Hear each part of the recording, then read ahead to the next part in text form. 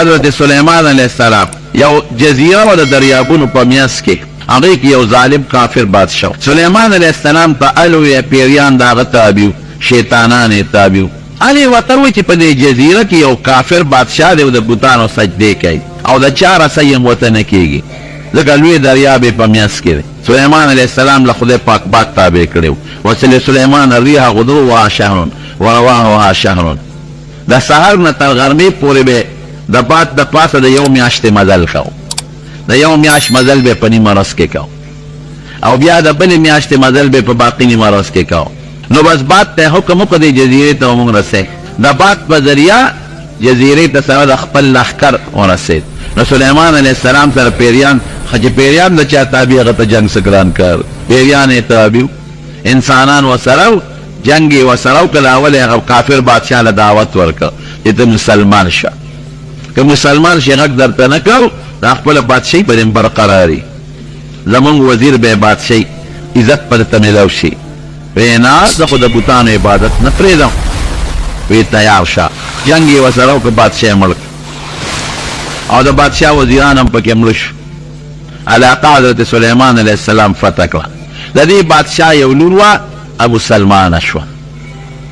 بعد خاندان مسلمانان شو چې مسلمان شو په قید و بند کې دا پیدا ده چې کومه علاقه فتح شي نو په قید و بند کې ونیولی شي دا لور یې ډېره غمجنه او ډېره ښایسته خوبصورته وه یاره وایي زه خو ما خو یو ارمان دی او دې قیدیانو کې بیا دی چې د بادشاه د کور کم قیدیان هغې ځان لي ځان له ځای وله ورکړي هم قیدیان جدی نو دا خو خاصه قیدنه وه وی زما یو تمنا ده که ستاسو دا سلیمان دا بادشاه ما سره نکاح کول غواړي مسلمان یم نو ما سره دې نکاح وکړي سلیمان علیہ السلام ته چال وی ډېره ښه خبره دغه جینۍ په نکاح واغېست مسلمان مخکې کافر او چې مسلمان چې خو مسلمان د مسلمان رورې مسلمانه ښځه د مسلمان دا به غمجنه وه ډېره زیاته فکرمنه به وه خدای پاک د سلیمان علیہ السلام په زړه کې ورسره مینه پیدا کړه هر وخت په دې جینۍ ژړل سلیمان علیہ السلام ورته په څه ژاړئ وی داسې وکړه چې زما د پلار د زمانې کم نوکرانو او کمې وینځې او زمونږ خدمت به یې وکړه او ما راوله ډېره ښه ده خو اسانه خبره د دې د پلار په دور کې چې څومره وینځې وې او غلامان او نوکران مې ورله راوست دا به د خدمتي به څه نور څه بیا به هم غمجنه چې سلیمان علیہ السلام به راغی دی به ژړل ولې ژاړئ وی ما ته خپل پلار را یادېږي ګوره ښځې پلار د کافر او جهنم خشاک او ته مسلمان یې د خدای شکر نه ادا کړې شکر وباسه د کفر نه خدای بچ کړې او الله مسلمانه کړې او بیا د خدای پیغمبر زما نکاح له خدای راوستی او مخکې د پوټېنۍ بادشاهي وه د پلار اوس خو په ټوله دنیا نه بادشاهي ده سلیمان علیہ السلام د الله نه سوال کړی رب هب لي ملکا لا ينبغي لاحد من بعدي الله داسې بادشاهي راکړي چې زما نه پس تر قیامته پورې د بل چا نه نو په اوچو په شنو باندې او په دریابونو او په انسانانو او پیریانو یو شان په ټوله دنیا حکومت د ټول هغه سړي په نکاح کې چې د هغه په ټوله دنیا حکومت ستا په ټوله دنیا حکومت دی هسې پلار پسې ژاړئ تا غمجنه وي ته ما خوشحاله سلیمان علیہ السلام ته وی او وی ښځه ما په خوشحالۍ نو د ما خوشحالي په یو څیز کېږي چې د پیریانو ته ووایه چې د ما د پلار یو بوت ما له جوړ کړی او دې کوټه کې راته ولګې دغه زمانه کې بوتان جوړول جیز و عبادت یې منع او تصویرونه جوړول جیز و خلکو به ځان له تصویرونه جوړول عبادت منع قرآن شریف کې الله فرمایي وی دې پیریانو یعملون له ما یشاء من محارب وتماثیل وجفان كالجواب وقدور الراسيات اعملوا على داود شكرا وكثيرا من عبادي الشكور غټ غټ حوضونه به ونه جوړول غټ غټ لوښي به ولا جوړول او تماثیل دانچو ته ډیزاینونه بوتان به جوړول بیت المقدس کې بوتان پراتو عبادت به منع خلکو به خپل پلار پوت جوړ کړو ځان سره به کوټه کې خاوده او تصویرونه به جوړول دا نقشې په دیوالونو باندې یاره عبادت منع او نور تصویر سازي دا جایز ده اوس ګورې بالکل منع ده الله وایي نبی علیہ السلام فرمایي چې الله وایي حدیث قدسی دی تاسو زما په شان څیزونه جوړوئ تاسو خو نقشې جوړوئ زه که طاقت مې د غنم د دانې په شان اداره جوړه کړې که نه زه سره وایي مهرباني چې د دانې په شان یو ذره جوړه کړې جوړولی شئ نه ولې د خدای سره ځان برابروئ چې خدای هغه انسان پیدا کړی چې روح پکې نشته زه هم داسې پیدا کوم او جوړوم چې هغسې خو به یې که روح پکې نه که نه خدای منع کړې ده د خدای پیغمبر منع کړې ده د غیر ذي روح صاحب اجازت درته شته د ډول دپاره دا هم د ډول دپاره جوړولی شي لکه اونه جوړه که لغیر نقشه جوړه کړه سندره د اوبو د زیروت باندې. علما لیکي بیا چې انسان د زیروت تصویر ضرورت و نو هغه ځای کې چې انسان په دامینس کې پرې کې او کوم ځای کې چې انسان پرې شي او جندې نه پاتې کېږي دومره جوړولی شي. لکه په خېټه کې چې انسان پرې کې جندې نه پاتې کېږي نو د خېټې پورې دا بره تصویر دا هم د ضرورت بې ضرورته نه ګوري. لکه نوټ دی مثلا شناختي کارت دی ایډنټي کارت دی پاسپورټ دی دا د ضرورت لپاره بې ضرورت هم انسان نه که لاس پرې کې جندې پاتې کېږي نو دا د تصویر چې لاس یې نیغه منه ده چې دا دې ځای کې تصویر کټ شوي چې که بالفرض انسان هلته کټ کې جندې نه پاتې کېږي دا د ضرورت لپاره دی بې ضرورته ده. نن دا نه تصویرونه ښه د موبایلونو دا او یا داسې لیکل د دې نه ځان ساتئ دا هر کیف وایي ماله نو دې زمانې کې دا جایز وو دا تصویرونه. وایي ماله زما د پلار یو پیریانو ته ووایه چې یو خشته ډیزاین جوړ کړي نقشه چې داسې چې زما د پلار هوبهو شکل وي نو بیا زما غم به ختم وي هغې ته نه ګورم تسلي به مې کېږي. وایي دا خو اسانه خبره پیریانو ته یې حکم وکړو چې چا د دې پلار لیدلی هغې موږ به جوړ کړو یو خشته مزېدار د دې د پلار شکل یې جوړ کړ ډانچه هغې دې کوټه کې کېښود. ویو ګوره فرق پکې شته وی ټیک دی او بیا د دې پلار چې به که جامې ته ژوند غوښتې هغسې جامې دې برابر کړې هغې دې بیت ته واچولې. وی په دې به زه د خپل پلار تسلي کوم. رئیس به خوشحاله یم حضرت سلیمان علیه السلام څنګه دې تېرې شوې هغې بیت ته یې سجدې جوړو. سلیمان علیه السلام خو ته نه دی خبر او یوازې دې ښځې یې ده د هغې چې څومره وینځې وې چې څنګه به یې د هغه بادشاه په کور کې عبادت کاو خو د دې وینځې وې د دې نوکرانې وې او ورسره دي همدغه شی د سلیمان علیه السلام په کور کې شروع شو. دته پته نه لګي نه خبره ده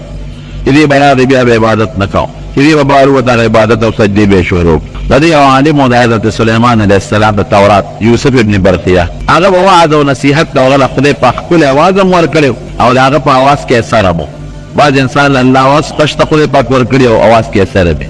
یو ځل بني اسرائیل لا یو ځای کړل. وی سلیمان علیه السلام کی اجازه دي دې قوم ته یو څو خبرې کوم. وی څه ورته وی وی د پیغمبرانو واقعات ورته بیانو نو دې یوسف د پیغمبرانو واقعات د آدم علیه السلام نه شروع کړل او د یو پیغمبر واقع بیانوله حتی چې سلیمان علیه السلام نه ورسېد. د سلیمان علیه السلام د هلکانې واقعات یې ذکر کړل باقي بد شو. وایونه سلیمان علیه السلام چې خپل تخت ته واپس راغی دې راغی یوسف بن برخیه ورته وی د نه مې غټه ګیله ده ویه څنګه وی د ټولو پیغمبرانو د پوره واقعات ذکر کړل او زما د صرف د هلکانې قصه ذکر کړه او باقي دې اړو ذکر یې نه کړه. یو باقي مې ونه کړه. وی ولې وی باقي مې ځکه ونه کړه چې باقي ته خبر یې ده نه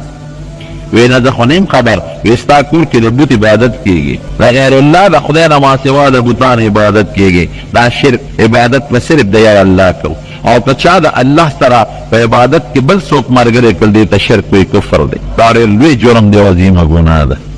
په دې پوه شو وی ښه څلوېښت ورځې دا کار شوی 40 دی کور ته منډک مې هغه بیبي یې راونیوله تحقیق چې وشو خبره یې رښتیا وه هغه بوټ یې مات کړ ټوټې یې کړ هغې بیبي ته هم سزا ورکړه هغې نورو ته هم سزا ورکړه. سلیمان علیه السلام پوه شو چې دا خو زما په کور کې لوی جرم شوی دی ما له هر کله چې الله به دا سزا راکوي هغې یو ګوته هغې کې الله ډېر لوی کمالات یې ښودي او داسې کمالات وي چې دا چې پیریان او دا ارڅ او دا شیطانان د هغې ګوتې د وجې نه حساب وي او په هغې د پاسه ابن عباس رضی الله عنه لیکلی دی وی په هغه ګوتې د پاسه دا الفاظ لیکلی شوي وو اللهم احیني سعیدا وامتني شهیدا خدایه ماله د نیکبختیا ژوند راکړي ژوند چې مې نیکبخت دی او خدایه مرګ د شهیدانو راکړي دې په ګوتې لیکلی اللهم احیني سعیدا د سعادت او د نیکبختیا چې زه نیکبخت یم داسې ژوند راکړي خدای دې مونږ هم داسې ژوند راکړي او بیا لیکي ورپسې وامتني شهیدا چې خدایه مرګ د شهادت راکړي دا به یې ګوتې ته کتل ارواح نو چې دې به کله غسلخانې ته ته د الله نوم به ګوره الله چې غسلخانې ته به کله ته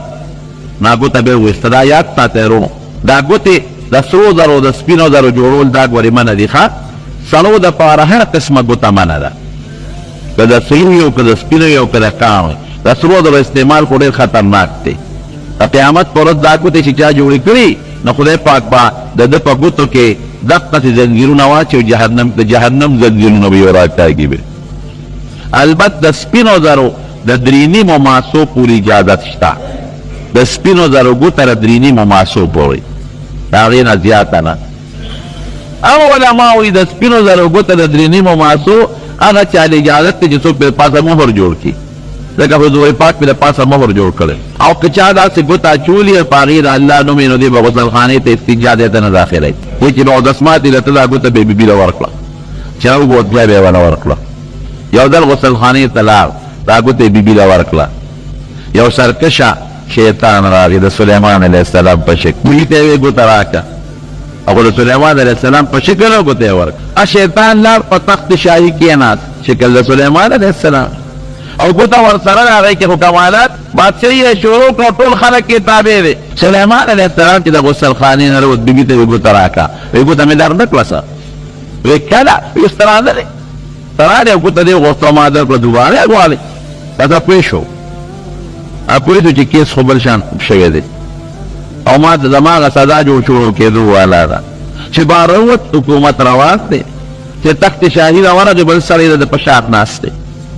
چاته ځان ور مخکې که د سلیمان ابن ونې کروغې سلیمان خواله دی چې ناست دی ویې شو پته لاره ونیوم او الله به مې څه انتظام کوي لار د دریاب غاړې ده او هلته الله ته جلل شروع کړل یا الله ما جرم کړی دی واقعي ما زیاتې کړی دی ګوره د هېڅ جرم نو ځکه دا معنی کې بت جوړول جایز او عبادت خو نه کوو نه د په حکم کېده لیکن او لوی سړی چې لږه غلطي مو کړي نو الله پې مضبوطه سزا ورکړي یونس علیه السلام څه ګناه خو نه وه کړې او د مۍ ګېډې ته خدای پاک وروسته صرف د الله نه بې مشورې د وطاق نه روان شوی و الله خو منې کړی نو چې مزه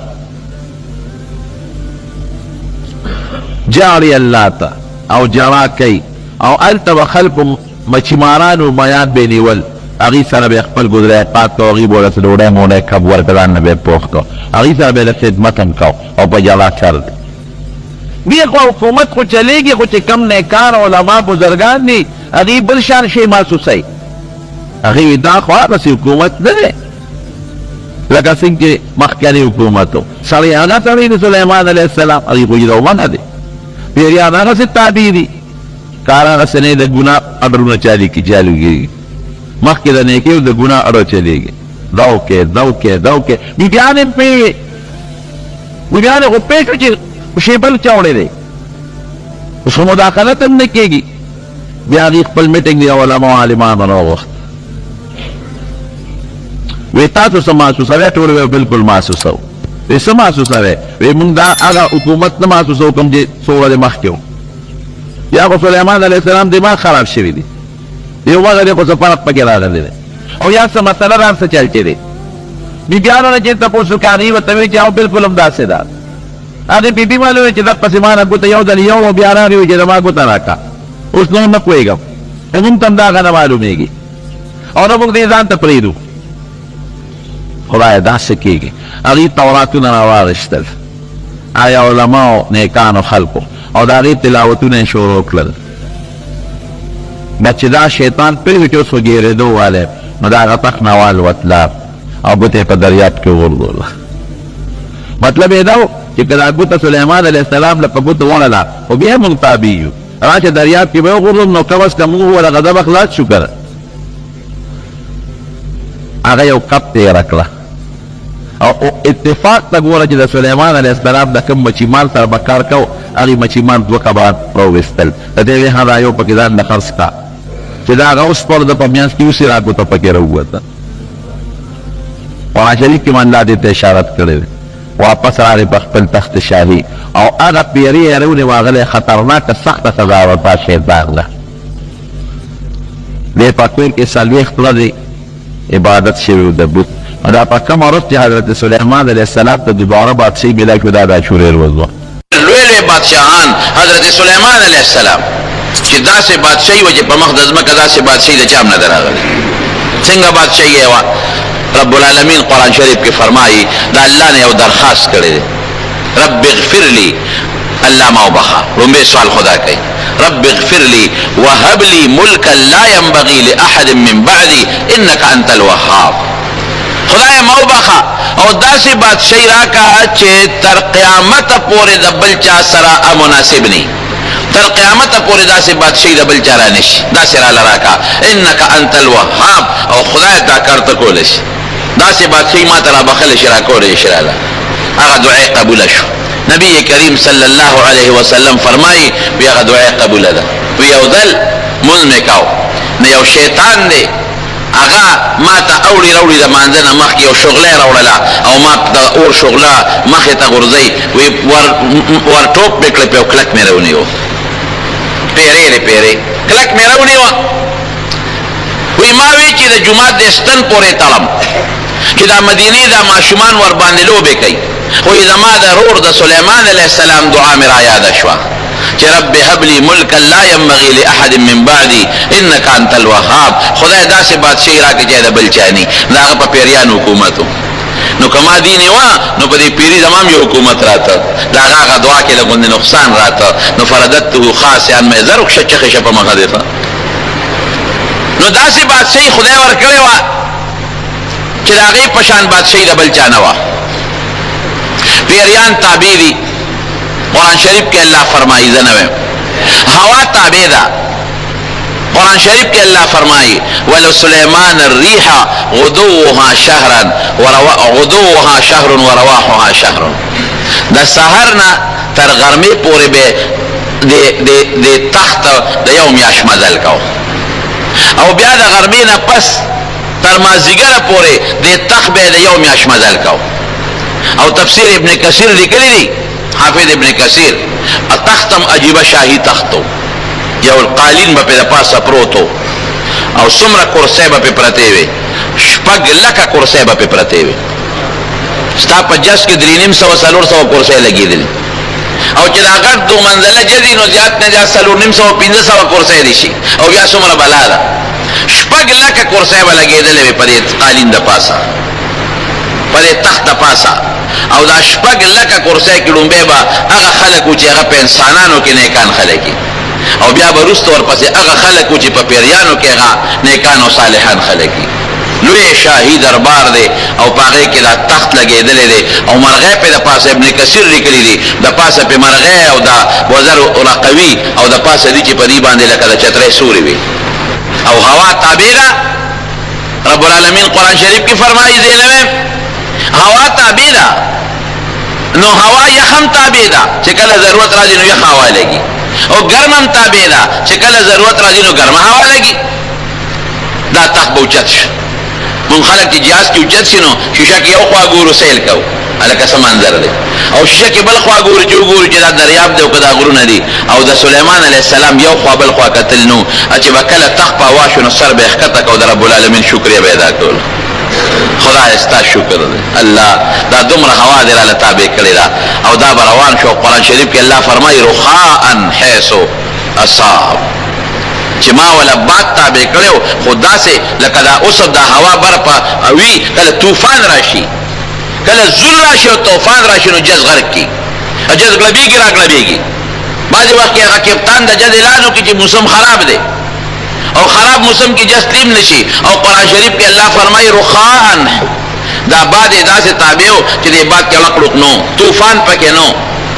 هغه ګوله پکې نه و چې تابعېږي او نه د خراب موسم څه احتمال پکې رخاء چې کم خوا به ته او کم ځای ته به نیت و نو باد د ده تابع و ښه اطمینان سره به یې هغه ځای ته رسو. اوس دا خلک وایي که نه وایي دا باد پخوا به خلک اوس خو هغه شی ختم شو، اوس هم چې دا هوایي جز بره خیږي نو د هوا په زور باندې خیږي، د هوا په زور دی روان دی بره. هلکه دا خو بره یخني ده او کله ګرمي ده او دا تخت به څنګه په هوا ته دا د سلیمان علیه السلام معجزه ده.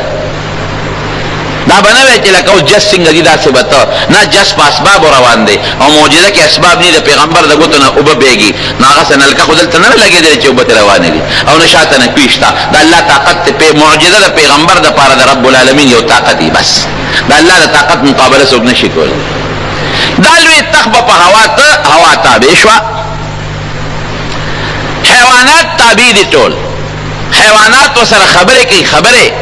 قرآن شریف کې الله وایي زه نه ویم په لاره روان دی او په لښکر دی ورسره په ځمکه روان دی. دې وخت کې لوی لښکر دی او د دنیا فوج دی، یو میږی د سوړې نه بار راوتې ده د میږو مشره مور چې ده هغه د خپلو میږو ته اعلان کوي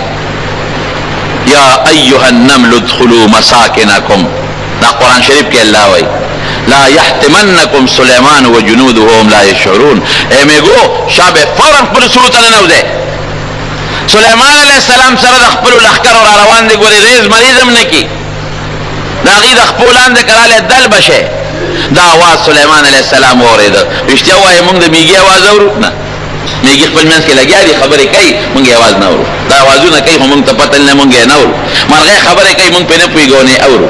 او که واورو په مطلب یې نه پوهېږو میږي لګیا دي ای میږو سړو ته ننوځئ شابه فورا سلیمان علیہ السلام سره د لښکرو را روان دی او د خپو لاندې هم دل نه کي فتبسم ضاحکا من قولها چې سلیمان علیہ السلام دا خبره واورېده مسکې شو ویې خندل مسکې شو قرآن وایي فتبسم ضاحکا مسکې شو لږې هم خندل اوهو میږې ته هم پته دا حیوانات الله خبرې دي ته پته قرآن شریف کې الله تعالی فرمایي چې وعلمنا منطق الطير ما د مارغانو په خبرو هم پوه کړی څومره چې مارغان خبرې کوي په هغې پوه سین چې انسانانو کې څوک په پنجابۍ کې لګیا دی څوک په پښتو کې لګیا دی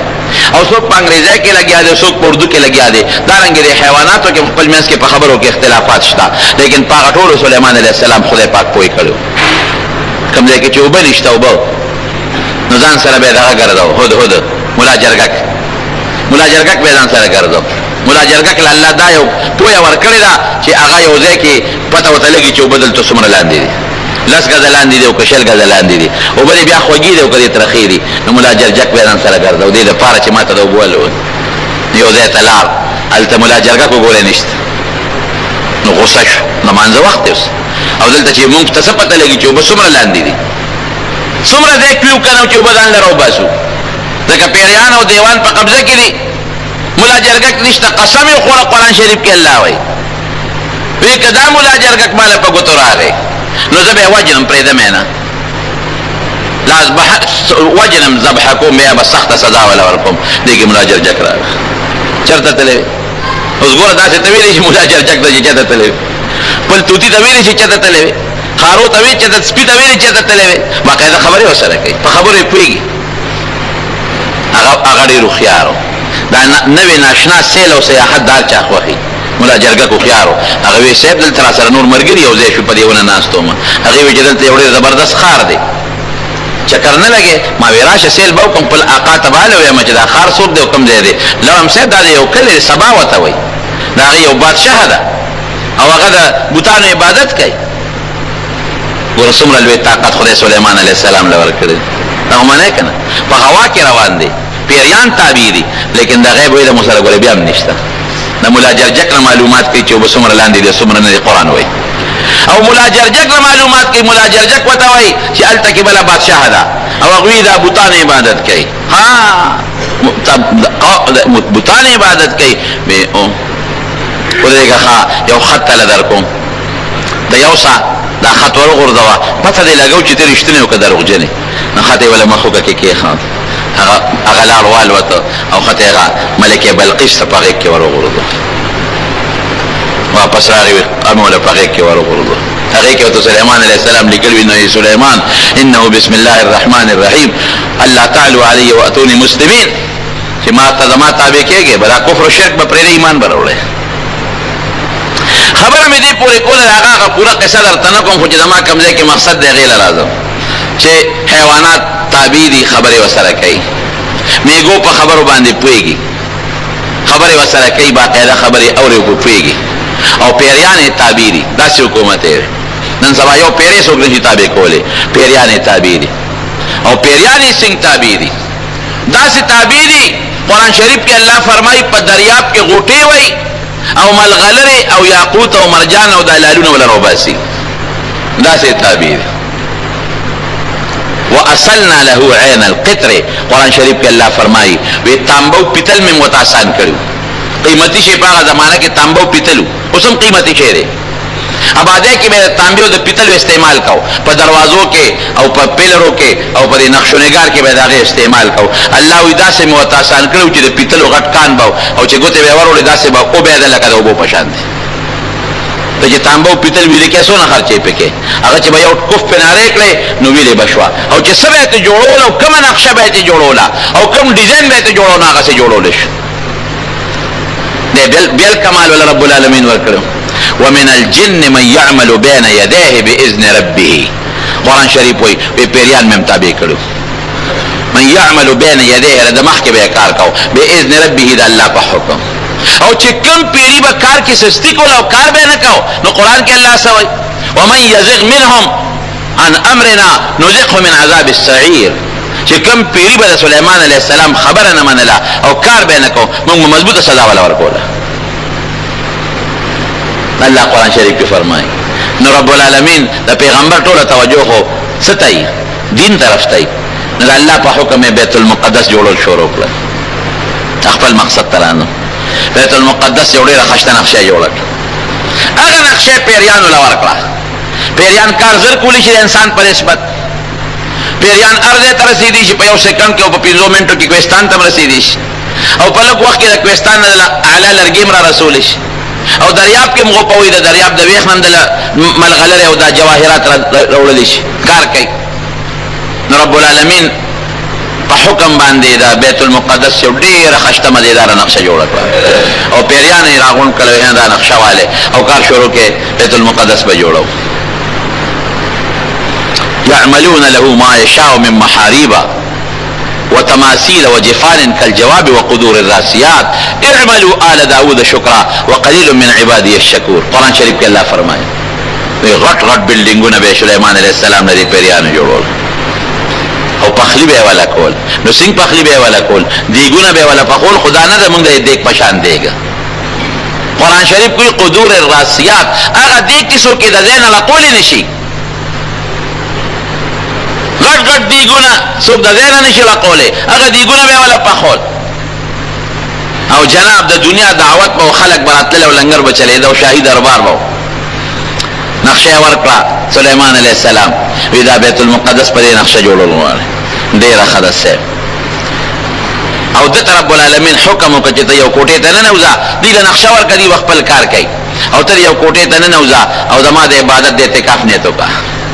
هیڅ څوک بتاله ناراضي ستاسو د رزق ضروري تنظیم بزمای لکه اوس سړی جونګړې ته نه نوځي چلو بس سلوي خو دې ابو زرګان نیکان صالحان یا جمعه ته نه نوځي ځان نه صادر تو کی او سلوي خو دې څوک دوه میاشتې څوک درې میاشتې اعتکاف کوي او چلو باسي خدای خو بچي او مرګري ډوړې وروړي کړي هغه پیغمبر دی د الله حکم دی نه یو شش محل ځان نه جوړ کوم زیدار هغه کې خپ قلار کې نه خپل عبادت کوا او دې پیریانو ته سه نظر کوا چې دې کار کوي او کار نه کوي نور زما کار دی هیڅ څوک به ناراضي لګیاو خپل عبادت کوا ډوړې تنظیم بدل زکو د خپل وزیرانو نه اجازه واغشته چې تاسو خپل محکمه هر یو وزیر چلاوي بس د اخیری وزیر او په دې اخیری ورځو کې الله په حکم زه د شیش محل ته شیشو دې محل ته نه وته ما سره دې چا بس کار نه زه به خپل پروردگار عبادت کوم او داسې ځای کې محل جوړ کړو چې د ماته بیت المقدس جمعات بخکاری او د جمعات کار مې د پیریانو ته حواله کړي پېښه جوړولې پېښ هر وزیر خپل کار حواله دي ته زراعت کوا ته خلکو مینس کې قضا کوا انصاف قائمه وا ته خپل جهادونه کوا د فلان کې وزیر د فلان کې او د فلان کې د فلان کې او فلان کې د فلان کې ارچا خپل کار حواله شو او باس نور د سلطنت کار تاسو تمام منتقل کا دغه شش محل کې وځ خپل عبادت کوم د الله نستاسو ډوډۍ غواړم نه جامه غواړم نو به زما الله به زما تنظیم کوي او پیریانو باندې به زما نظر تکړه شي تاسو کار کوي دا نقشه د مطابق به تاسو کار کوي بهترین طریقې سره بیت المقدس به جوړه لګیا دی ورته ګوري او دقه سره کونټه راغشته دا کونټه او د دقه خپل ځنه تنیولې دا او د الله تعالی عبادت کوي رهبانیت زمون په امت کې منع ده مون خلق به عبادت هم کو او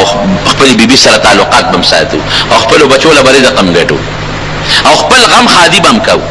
او د جمع منزله بم راځو زمون په شریعت کې دا رهبانیت منع ده هغه د پردا جایز او په هغه زمانہ کې چې کته یو کال لو شپږ میاشتو لمزان لشوي او اچا سره تعلقات ني نو تعالی جایز دي لګیا دی خپل عبادت رهبانیت کې اکونټه راغشت دغه ځنه تینی ولیدا او د پیریانو ته دغه سنیغ نه ګوري او د خدای ذکر اسکار کوي او پیریان لګیای دلادل کار کوي څوک لګیا دي خخت راوړي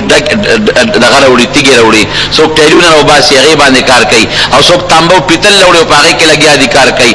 یو ورځ نه دوه ورځې نه په کلونو لګیا دی او خدمت کوي او هغه نقشه چې سلیمان علیه السلام ورکړې ده هغه انجینرانو په مخ کې لګیا دي خپل کار روان دی او داسې ده ته ګوري چې سلیمان علیه السلام مونږ ته خیال دی که نه دی بل وایي هلکه هغه دی مونږ ته نه ګوري ښه ور ډبل کار کوه چې کم پیري با خوا دې خوا کول نورو پیریانو ته به یې اوچتې کړي او په دې دریاب کې ورله غوټۍ ورکړي ومن یزغ منهم عن امرنا نذقه من عذاب السعیر قرآن شریف کې الله تعالی فرمایي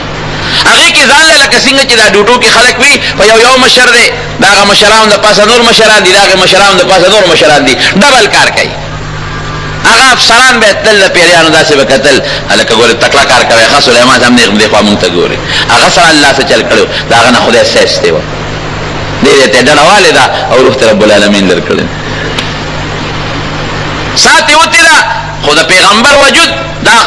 خوره نه خوري دا قانون دی نبی کریم صلی الله علیه وسلم او فرمایل چې تاسو راځئ په ما سلام اچوئ ستاسو سلام به زه اورم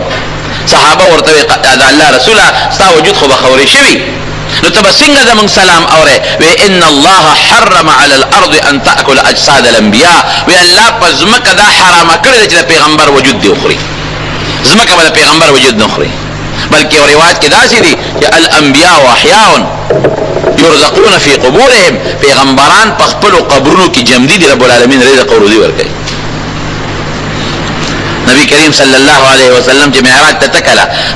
نو وی فرمایل وی تلم وی موسی علیه السلام مې ولید حضرت موسی علیه السلام ویصلي فی قبره په خپل قبر کې لګیا دی او خپل منځ کوي خپل قبر کې لګیا دی او منځ کوي موسی علیه السلام مې ولید نو د پیغمبر وجود نه خورې کېږي او نه د پیغمبر وجود ته خور او څه نقصان رسېږي رب العالمین یې ټیم پوره کړ د مرګ ټیم پوره شو ساه ترې لاړه والوته ساه لاړه او سلیمان علیه السلام دقسې لګیا دی دې ځنې ته یې لرګي خپله کونټۍ لمه کړې ده او ساه ترې لاړه اوس رو تعمیر نیمګړی پاتې دی او سلیمان علیه السلام وفات شو دا ده مقصد خبره دا ده رب العالمین ولې یو خاصه نیټه مقرر کړې وه که دا سلیمان علیه السلام له ساه نه وې وتی او دې جمدې بیت المقدس خو لا تیار نه دی عقل څه وایي عقل خدا وایي چې دې جمدې وې او دې بارم راوتی او دې چکرم لګولې چې یو سړی د لرې ځای نه په دوربین کې ګوري یو شي ته یا یو سړی په شیشه کې یا په کیمره کې یو شي ته ګوري او یو سړی راشي او مخامخ په چکر لګي دواړو کې فرق شته که نشته عقل څه وایي عقل وایي چې الله دومره صبر خو به دې ورته کړی وي چې دا بیت المقدس خو جوړ شوی الله دومره صبر به دې ورته کړی وي چې دې بیت المقدس خو جوړېږي د عبادت دپاره چې یو مونځ به د جمعې پکې کړی وي یو سړی چې کور جوړوي مقصد یې پکې سي چې زه په دې کور کې اوسمه یو سړی جومات جوړوي او شروع پې وکړي او په دا منځ کې پکې مړ شو خلک څه وایي اوهو دې غریب خو ډېر په مینه جومات روان کړی یاره چې دونه عمر خو یې وی چې د یو مونځ خو یې پکې کړی وی اوس عقل ستا یو څه وایي فیصله د الله بله ده دقه ځای کې د ما غرض دی اوس عقل وایي چې لږ دونه جون دی وی چې سلیمان علیه السلام دا جومات په خپلو سترګو د جوړېدو نه پس لیدلی وی عقل وایي چې په ډېر محبت او مینه جومات روان کړی دی او دا ته مکمل شوی وی او د هغې معاینه کړې وه څه خوند به یې کړی عقل وایي چې دا جومات یې جوړو د عبادت دپاره چې دی یو مونځ خو د جمعې پکې کړی وی یو ورځ اعتکاف یې پکې کړی وی دا زما عقل وایي دا الله فیصله څه وایي الله فیصله دا وایي چې الا ان نفسا لن تموت حتی تستکمل رزقها چې کوم روزي مې وله مقرر کړې ده او هغه روزي وخوري او هغه پوره شي نو جومات که نیمګړي مې وجنم به صابه وباسم واده کې نه دي کړی کوېدنې کړې ده او سبا ډولۍ ده نو صابه ترې وباسم چې نیټه پوره شوه الله دا وایي زما عقل څه وایي یاره یو ورځ خو به یې ورته کتلي چې د واده دا خوشحالي خو یې لیدلې نه نه پالنګ باندې به دې څه وباسم زما قانون الله وایي دا دی د الله قانون څه وایي بچو له روان دی لاس کې میوه نیولې ده چې دا بچو له وړم زما عقل خدا وایي چې ډېره خواري کړې ده او ډېر په مینه کې روان دی چې کور ته ورسي او دا امونه خو یې د بچو سره یو ځای خوړلی زما عقل دا وایي د الله فیصله څه وایي نه امونه به دې په لار کې د ګوتۍ نه غورځېږي او په لار کې به مري داسې ده که نه ده زما عقل او ستا عقل او د خدای فیصله دلته کې یو بل سره ټکراو ده عقل یو څه وایي الله بل څه وایي عقل ناقص دی د الله پویه کامله ده عقل خدا وایي چې د نبی علیہ السلام 63 کاله عمر دی، په 63 کاله کې د حضور پاک نه څونه خیر امت ته ورسېد. وایه کنه عقل خدا وایي چې 63 کاله نه او 63,000 کاله عمر وي نو خیر به نو څونه رسېدلی. عقل وایي زه وایم افسوس زما به څه عمري، زما خو زیات نه زیات چې ډېر عمر هم شي نو 80 دي شي او یا دي شي اتیا دي چې 100 دي شي. زه وایم چې زما د عمر د نبی علیہ السلام مبارک وي نو امت ته به خیر ډېر رسېدلی. داسې به تم وي، داسې به بله مو داسې به بله مو، داسې ده که نه ده؟ عقل زما دا وایي. خدای څه وایي؟ الله وایي نه بس 63 سال عمر مې وله فیصله کړې ده، دومره به ډېر راته نږدې دی، ډېر مې نیازبین دی، ډېر مې خوښ دی، ستاسو نه مې ډېر خوښ دی، مخلوق نه مې ډېر خوښ دی، مخلوق مې د هغه د مخه راوستلي دنیا ته او هغه سره مې ډېره زیاته مینه ده او د ګناهګارو سفارش به هم پرې کوم. ستاسو نه ماته نږدې د پیغمبرانو سردار دی. خپل عقل دې مه چلوه، خو زما فیصله دا ده چې عمر به 63 کالې په دنیا کې زیات بني. دا د عبرت خبرې دي زما ورونو. نو عقل وایي چې سلیمان علیه السلام خو دا جومات لږ لیدلی وي که نه چې جوړ شوی دی او یو مونځ خو یې پکې کړی وي که نه د جوړېدو نه پس او لږه غوندې ناسته یې پکې کړی وي که نه. عقل دا وایي رب العالمین څه وایي؟ نه زما فیصله دا ده چې ثابت یې وباسم. دقسې تکیه والې ده دا کونټۍ دې ځینې تړمه کړې ده او پیریان هغې نه ګوري ورته، هغې پې نه دي په دې باندې چې د سا وتې ده. که ورته دا پته لګېدلې وي چې سلیمان علیه السلام خو وفات دی، پیریانو بیا څوک کار اخیستی شي، هر څه به یې په نیمه کې پرېښو تښتېدلی به. پیریان خو زورور خلک دي، اور نه پیدا دي، غوسه خو یې دومره ده چې څوک ټینګېرې ورته نه شي، غوسناک قوم دی. رب العالمین قرآن شریف کې فرمایي فلما قضینا علیه الموت، چې موږ په هغه د مرګ فیصله وکړه، ما دلهم على موته الا دابة الارض تأكل من ساعته. چا خبر کل پیریان؟ وینه خدای مقرر کل لاندې نه، وینه لګیا دي هغه شیش محل کې خدای وینه راوستل او هغې کې لګیا دي او د دې کونټۍ دا ویښ رو رو خوري، وینه لګیا دي رو رو خوري خوري خوري خوري. خو چې د کونټۍ هغه ویښ وینو او لاندې نه وخوړلې شوه نو کونټۍ پرېوته، نو چې پرېوته نو سلیمان اسلام را پرېوته. کونټۍ د وجې نه دلته کې کونټۍ علامه ده. فلما قضينا عليه الموت ما دل على موته الا دابة الارض تأكل من سأته فلما خر جرا پریوت تبينت الجن ان لو كانوا يعلمون الغيب ما لبثوا في العذاب المهين. پیریان وقت یلکا سلیمان علیہ السلام خو غلی پریوت اخو وفات شوی دی، الکه کونټۍ چې وکتله او دا خو شپږ میاشتې مخکې وفات شوی دی، بلکې حافظ ابن کثیر وایي یو کال مخکې وفات و، یو کال کونټۍ ته ډډوالی ده، یو کال پیریان لګیا دي کار کوي او شیش محل ته ځي تماشه کوي چې سلیمان موږ ته ګوري که نه ګوري، زه رامنډه کې هلکه موږ ته نیغ نیغ ګوري ګوري. حال پیریان لګیا دي او ډبل کار کوي او انجینران لګیا دي د پیریانو کار کوي چې لاندې وکتله لکه دا وینه چې لګېدلې دي او دا دونه دی خوړلې څونه موده کې به دا خوري. اوهو دا خو یو کال شو چې وینه دې کونټۍ ته اړم دي او دا کونټۍ خوړلې ده. فلما خر چې را پرېوته تبینت الجن، قرآن عجیبه الفاظ دي، پیریانو ته پته ولګېدله ان لو كانوا يعلمون الغیب. لکه مونږ چې څنګه بعضې خلک وایي په انسانانو کې بعضو سره علم غیب دی، پیریان هم وایي بعضې پیریانو سره علم غیب دی. اوهو که زمونږ پیریانو سره د غیب علم وی دا دومره عذاب کې به ولې مبتلا و. مونږ ته خو به یو کال مخکې پته لګېدلې وه چې سلیمان علیه السلام وفات شوی دی، دا ډبل کار به م ولې کوو. مرګ چې راشي سلیمان علیه السلام سره پیغمبري وه، ښه مضبوطه پیغمبري، بس د دنیا مرګ نه پیغمبری بچ نه کړی شو. داسې سلطنت و چې داسې سلطنت قرآن وایي د بل چا نه تېر شوی دی او نه به راشي، هغې سلطنت بند نه کړی شو. پیریانو باندې تسلط دی، بادشاهي ده، پیریان تابع دي، دیوان تابع دي. د بلقیس تخت ولا رب ته سترګې کې راوړي، د بلقیس تخت چې کله راوړه که نه وی څوک به راوړي؟ قرآن شریف کې الله تعالی فرمایي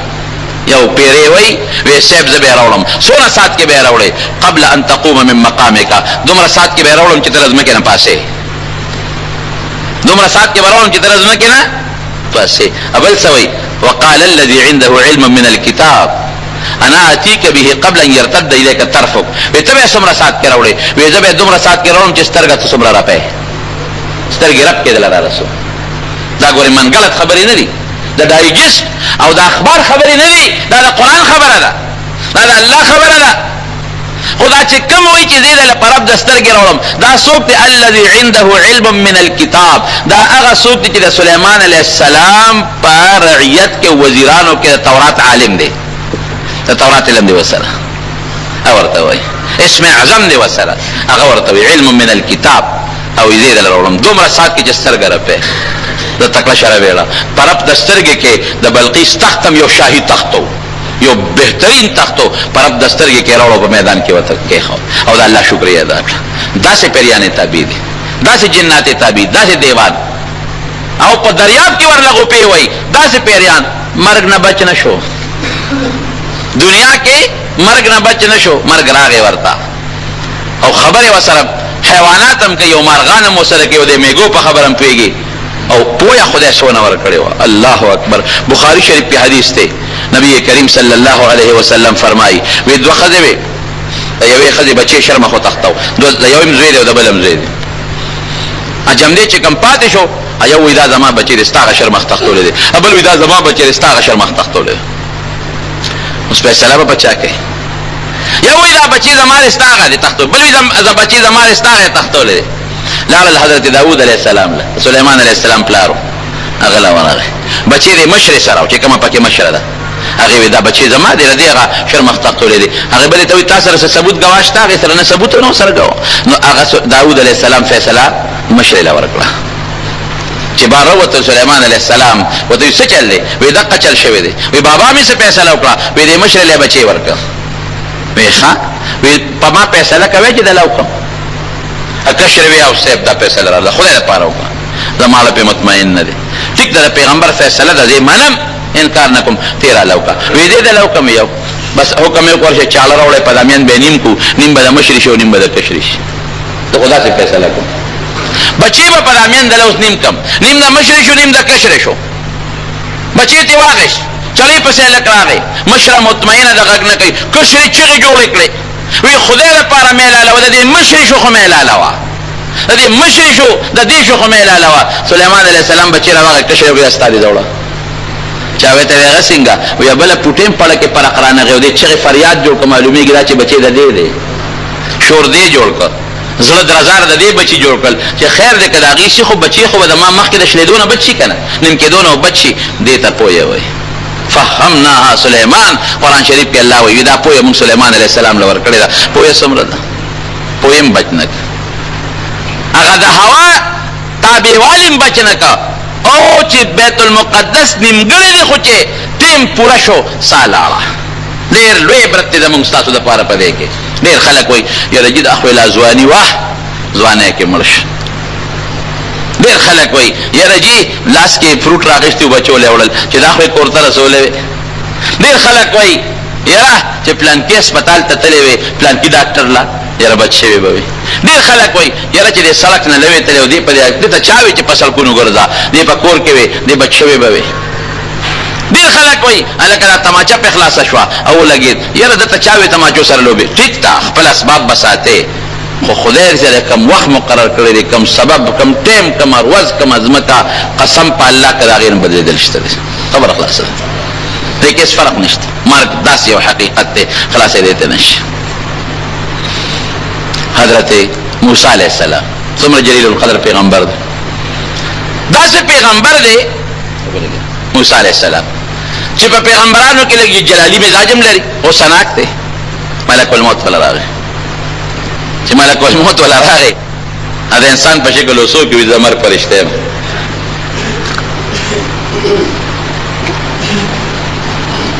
خیر دې څنګه رالی ستا ټیم پورا دې ساده نو بس اوس موسی علیہ السلام ته دا خبره کوي ټیم پورا دې ساده خمانه ساو باسه چې سپېړ کې تکړه پر مخه وو بخاری شریف کی حدیث ته ګوره چې په دامه خو او سرګې دلند کړه هغه خو خدای پیغمبر خو عجیب زور دوه قسمانس کې جوړ نه کوله یو بنی اسرائیلی او یو د خپل د فرعون د قوم دوه سره ختی دي فرعون ولا ظلم کوي هغه بنی اسرائیلی باندې د موسی علی السلام په قوم یو دی ظلم وکاو ولې ظلم کوي ذاتی ور سره وکاو استا په کې څه کار دی نه زما په کې کار شته کنه ته ولې ظلم کوي په د باندې دا هغه دونه غټ ګډي وړي چې دې ورته پسره دا پلار به مې وړي خو د فرعون د قوم نو هغه ته خدان ډېر لوی ښکارېد او دا بنی اسرائیل دوی ته داسې ښکارېدل لکه دا چوړیان غوندې چې دي خدمتونه به پې کول ستا پکې څه کار دی زما پکې کار دی کنه ته ظلم کوې په د باندې ښځه چې ظلم پې کو دا د پلار به هم دا پنډ وړي هلکه سمشه ګوره نه هغه تا پکې څه دي موسی علیه السلام ورغی خو چې څنګه فوکزهو یو سوک یې ورکړه ذوالقندار ته ورسو یو سوک سره پرېوته وساتې وه دا خو د پیغمبر سوک دی اوهو دا سو شو ما خو ته عقل خو ادب مې وته خو نه مې په تور راغشته نه مې په غش راغشته نه چاړه ادب مې وته خو سوق مې ورکاو په سوق به ما دې پیښه اخو پکې مر شو او سال بیا روان دي په لارو کې ګرځي موسی عليه السلام چکر لګي هغه سړی لګیا دی بل چا سره جګړه ده چې بل چا سره جګړه ده هغه سړی په ظلم کوي د فورا موسی عليه السلام ته आवाज کوي اے راشه کنه هغه پرونه باندې هغه سړی ظلم کاو او نن را باندې ظلم کوي او موسی عليه السلام وی خبر ظالم بچي خبر ښکارا کوي دا سکه ابل پوي شو خدا پرونه دواله دي پسوک او وجلې دي بس هغه ته خوا کړی وی خدای ته ګوره موسی عليه السلام زما توبه ده دا سکه مال الله سره ولې پرونه یو وجلې اسما وجلې بس موسی اعظم پوي شو خبر راس او پاش نو هغه یو سوک کې کمالو یو سوک بیچاره ورکه ته به رساو نو چې ملک الموت دې تا نه ساو باسه ما نه ساو باسه غوسه شو وتا او چې سپېړ ورکړه په لامخې وو ملک الموت د اثر ګلندا کړ هغه د انسان په شکل ملک الموت واپس سمې دې شو خپل حالت ته خو په اق شکل رب العالمین له ځان رساو اوس الله د ارسنه خبرېږي خو باز ځونو کې د رب العالمین حکمت چې ال رب العالمین لو رسیدا الله هغه بندله دې لګلې ما چې کوم مرګ نه غواړي دا ما دې حال ته وګوره وی خدا سیو کورشا او دی موسی علیہ السلام ته وای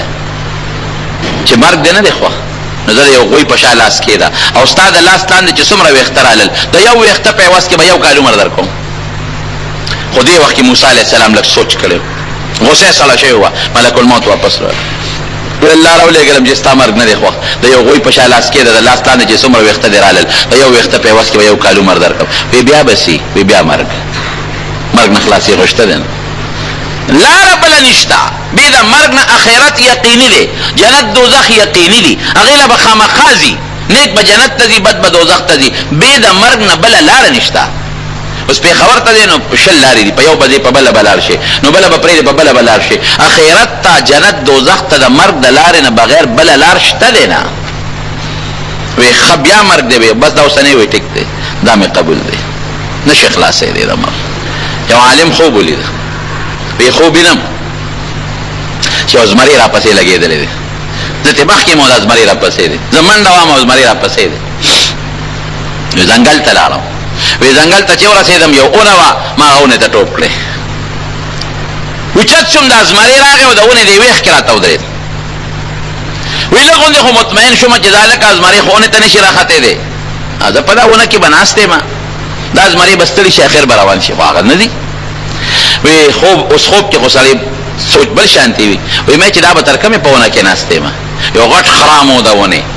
وی په هغې ورو مې ځان اوتخو او د هغې خرام سر له مې ځان ورسو په دې سوچ چې د خرام نه به ټوپ کړمه نو چې زمري تر څو رارسېدي خو د تنې سره ولاړ دی نو زه به ترې تښتېدلې خوبین وی چې لاړم هغه خرامه مې ونیوه او ځان مې ځوړن که چې ټوپ وامه چې ځان مې ځوړن که چې لاندې مې وکتل نو لاندې مې کوي دی د خپو لاندې او یو ډېر تاترین کوي دی او په کوي کې یو اجدها خامار دی خولې وازه کړې ده او دا زمری راغی د کوي پرې غل راته ودرېد اوهو دا څه په بلا وړېده په اونه کې مطمئن ناست وم دا خو بس یو سړی د څانګې پورې ونښلي او ځان شي بیا ونې ته ختې نه شي اوس خو زه واپس ونې ته هم نشم ختې او دا لاس به مې ستړي شي لږ ساعت پس نو یو بلا و دا دوه بلاګانې دي که د کوي غاړې ته پرېوتم زمري مې خوري او که کوي ته پرېوتم هغه خامار سره څه کوي وی په دې سوچ کې چې دا اونې د خرام ته مې وکتل نو په هغې تورې سپینې مږې نښتې دي کر کر کر کر لکه د هغې په شانتې خوري او د نیمې نه زیاتې خرام پرې کړی دی لږ غوندې پاتې دی وی ما خو چې زما لاس به ستړي شي نو به غورځېږم دا خو که ځان ډېر هم ټینګم خو دا لږ غوندې ځای خرام پاتې دی باقي خو د سپینو او د تورو مږ وراله پرې کړی دی دا به شي په دې هیبت کې راویښ شو چې راویښ شو خو استاد لاله وی صاحب داسې خطرناک د هیبت خوب مې لیدلی دی وی دا خو تا ته رب العالمین د خپلې زندګۍ او د ژوند ټوله نقشه وښوله دا څنګه وی دا کم خرام پورې چې تا وی ځان دی دا ستا ژوند دی ژوند دا زندګي ده او دا کمې تورې سپینې مږې چې ته ولیدې دا خرام پرې کوي دا سپینې مږې ورځې دي او دا تورې مږې شپې دي دا شپې ورځې لګیا دي ستا د ژوند خرام پرې کوي رښتیا ووایه څوک د 50 کالو دی نو 50 کاله والا خرام پرې کړی دی څونه به پاتې ډېر لوی خرام د ژوند زمونږ ورې کټ شوی دی که چېرته عمر میاشي نو یو معمولي توتن کې پاتې دی که که عمرم یو ورځي یو پوټی غوندې پاتې دی، که عمرم یو کالی لږ پاتې دی، که عمرم لس کالی نو 580 تیر شوي دي، اندازې ته ګوره څونه خرم پاتې دی، معمولي غوندې پاتې دی. دا تورې سپینې مګې دا ورځې شپې دي او ستا د ژوند دا خرم چې دی لګیا دی کټ کوي، لرې د نیمې نه زیات والی دی. او دا کوي چې د خپو لاندې دا قبر دی، او دا په کوي کې چې کوم اجدها خامار دی دا مرګ دی، مرګ دا به خامخا ټک در کوي، بچ کېدی ته نشي. نه د خرام نه بل خوا تلی شي، دا به کټ کېږي او د کوي له بځې، او د کوي په غاړه چې دا کم در پسې لګېدلې زمری دی دا ملک الموت دی، دا ملک الموت دی. دا ملک الموت ته پرېږدي نه، دغه خلاصېدی نه شي، دغه قبر نه به ځې او په قبر کې چې دا کم خامار دی دا مرګ به دله خامخا ټک در کوي. دا حقیقت دی. د دنیا په دې ژوند موږ څومره فخر کوو، موږ وایو دقه ژوند زموږ زندګي ده، اخرت ير، مرګ بالکل ير دي زمون. وی چې کله رب العالمین نبی کریم صلی الله علیه وسلم فرمایي چې دا انسانان الله پاک د حضرت آدم علیه السلام د شان پیدا کړل، دا دونه واړو واړو پوټي پوټي، نو مخامخې ورته ودرول. چې مخامخې ورته ودرول نو دې کې الله تعالی نمونه او نخ پیدا کړی وي چې دا مالدار دی، دا غریب دی، دا روغ دی او دا شل دی، او دا ښکلی دی او دا بدرنګ دی، دا نښې نښانې وي پکې. نو حضرت آدم علیه السلام په هغه نښو نښانو د خپل اولاد وپېژنده. د الله نه یې تپوس وکړو وی الله دا څوک دی؟ وی دا زما ستا بچي دی. وایي الله دا فرقونه دی پکې ولې پیدا کړي دي؟ الله سویت بین عبادک، دا د یو شان ولې نه پیدا کول چې ټول خشته وي، ټول روغ وي، په صحت برابر وي او ټول مزیدار وي. دا فرق دی ولې کړی دی؟ رب العالمین او فرمایل دا دې دپاره چې دې زما د نعمت شکریا ادا کړي. دا چې کوم په یوه سترګه ړوند دی دی به د دواړو سترګو ړوند ته ګوري نو زما شکر به ادا کړي. دا چې کوم په لاس وشل دی دی به دې ته ګوري چې د خپې خو مې روغې دي که نه، په سترګو خو روغ یم که نه. دا چې کوم په سترګو ړوند دی ابوی د لاسونه خپې خو مې روغ دي، شل خو نه یم چې په فوټ پاتونو توښېږم که نه. کم بدرنګ دی دی بوی د یاره که بدرنګ یم او د امریکې او د برطانیې والا په شان سور سپین نیم، په شکر دی هغوی سره ایمان نشته، ماله خو خدای ایمان را کړی دی که نه. هر چا کې خدای پاک داسې یو خاص نعمت ایښودی دی چې دی د ځان نه لاندې ته وګوري به د خدای شکریا ادا کړي، او که ځان نه لاندې ته نه ګوري بره ته ګوري د خدای شکر نشي ادا کول. نو وی په دې کې بعضې بچیو د آدم علیه السلام چې د هغوی د تندو نه ډېرې تیزې رڼاګانې تللې. نو ده د الله نه تپوس وکړه، الله وی دا پکې څوک دي؟ وی دا ستا په اولاد کې پیغمبران دي. وی د یو کس د تندي نه ډېره غټه رڼا تله. نو آدم علیه السلام وفرمایل چې الله عرض وکړو چې دا پکې څوک دی چې د تندي نه ډېره تیزه رڼا ځي؟ وی هذا ابنک داود، دا ستا یو نوسیر داود بن علیه السلام. د سجدې ډېرې کړي او الله ته جړاګانې زیاتې کړي. الله عمر دی ولا څونه مقرر کړی دی؟ 80 کاله. نو آدم علیه السلام ته الله دا ښودلی و چې ستا به 1000 کاله عمر چې د دې ته وکتل چې زما 1000 کاله دي او د ده خو 80 کاله دي، 1000 او 80 دا خو ډېر کم دی. وی الله دا عمر ول لږ زیات دی. وی نه، ما هر چا له خپل مقرر عمر لیکلی دی، هغې کې نه یو سکنډ مخکې والی کېدی شي نه وروسته والی کېدی شي. وی ښه الله که زه وله د خپل عمر نه لږ غوندې ورکړم؟ وی انت وذاکه، دا ستا ورته خبره ده. وګورې ستا به کمیږي عمرونه ما ته لکه یو سړی 1000 روپۍ چاله ورکړي چې دا په دې 10 تقسیم کا، نو که یو له 100 ورکوي نو هم ټیک ده، که یو له 200 ورکړي نو بل له به کمې ورکوي. هغه روپۍ نه زیاتېږي، د یو به زیات شي د بل به کمیږي. نو که ته دله ورکې ورکه وګورې ستا به کمیږي. وی ښه الله زما د عمر نه وله 40 ورکه، 40 وله ما ورکه. دا یې ولې 40 ورکه او 40 خو ډېر شی دی. د آدم علیه السلام جنت کې او جنت کې عمر لا شمېرلی کېږي نه، دا زمانه دلته په دنیا کې شروع کېږي. هغه ته خو 1000 کاله چې دا خو ډېر لوی شی دی. وی چې آدم علیه السلام کله دنیا ته راغی دا خپل عمر به شمېره، نو چې 40 کم 1000 پاتې شو نو ملک الموت کله راغی. ملک الموت ورته وایي ستا ټیم پوره دی. آدم علیه السلام ورته وایي سوچ وکړه. نو وایي زه خو الله راولېږلم ستا وخت پوره دی. وایي 40 کاله مې پاتې دي، ما ته الله 1000 ویلي دي او اعده دې شمېرم، 40 پاتې دي. وی ولې تا خپل نوسي داود علیه السلام نه دي ورکړې؟ وی نه، نه مې دي ورکړې. دروغ یې نه دي ویلې. په قرآن کې حدیث کې نبی علیه السلام وایي نسیه وجحده، یېرو نو ځکه انکار وکړو. لکه د هغې عالم مثال داسې دی لکه سړی چې خوب ووي.